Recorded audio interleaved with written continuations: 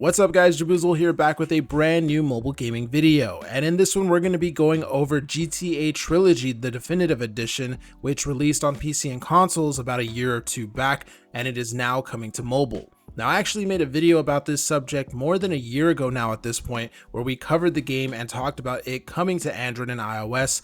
However, we didn't have too much details on it back then.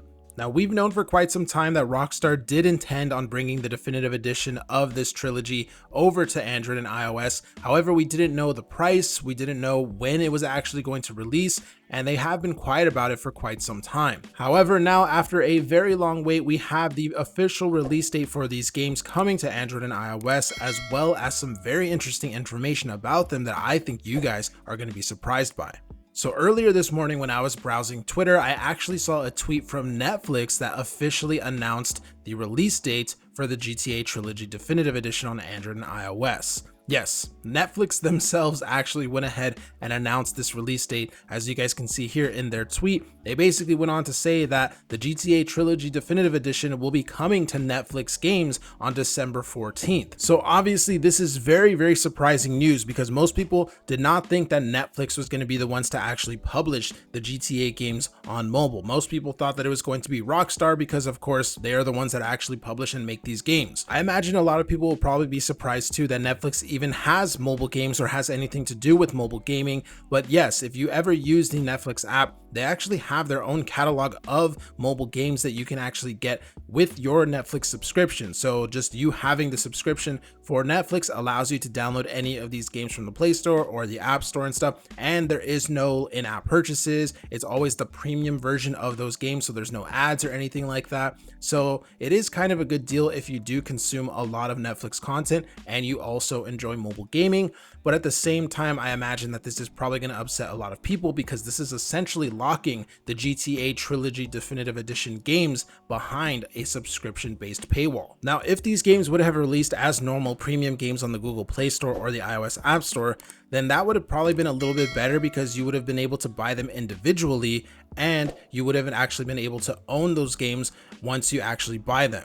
When you get them through Netflix games, then you're basically only allowed to play these games while you still have a Netflix subscription. Now, I imagine some people will probably see this as a good deal because I'm pretty sure you can get Netflix for like $10 a month or something. So you pay 10 bucks and you essentially get access to not only Netflix and all of their movies and TV shows, but you also get access to the GTA games and you can play them. And if you finish them before that month passes, well, then you only spent 10 bucks and you got to play those games.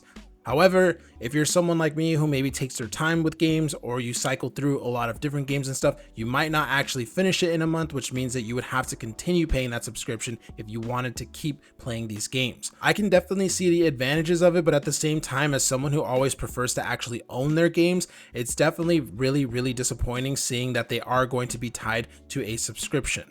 I own the original trilogy on Android and I've been able to play it on any Android device that I've wanted. I've been able to download it as many times as I've wanted, transfer my save files, all of that stuff, and I don't have to worry about that being tied to a subscription. And I've been able to do all of this and keep these games for basically the last 5+ years while not having to worry about paying a subscription, while not having to worry about Netflix losing the rights and then those games getting removed off the platform and things like that.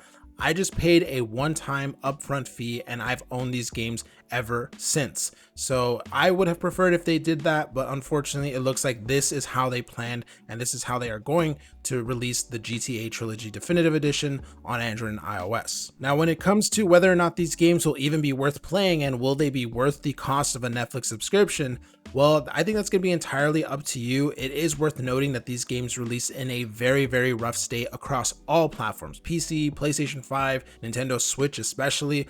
And while technically the games were patched and upgraded by Rockstar, in my opinion, they were never truly fixed. There's still a lot of issues when it comes to the graphics, when it comes to, just various bugs and glitches and things like that, things that weren't even really present in the originals. And so it's going to be entirely up to you whether or not it's worth playing these games and stuff. We still don't have any like definitive gameplay of the mobile versions just yet. Obviously, they just announced it this morning.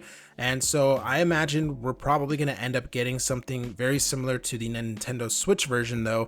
And if that is the case, then personally I was kind of disappointed with the Nintendo Switch version, and so I don't know, it's up to you whether or not it's going to be worth playing, but at the very least these games will be coming out In my personal opinion though, it would probably be worth just buying the older versions of the games and just playing those ones instead. That is assuming that the mobile ports are going to be based off of the Nintendo Switch one. If we end up getting, let's say, like the PS4 version of that somehow, then maybe it is going to be worth playing and stuff.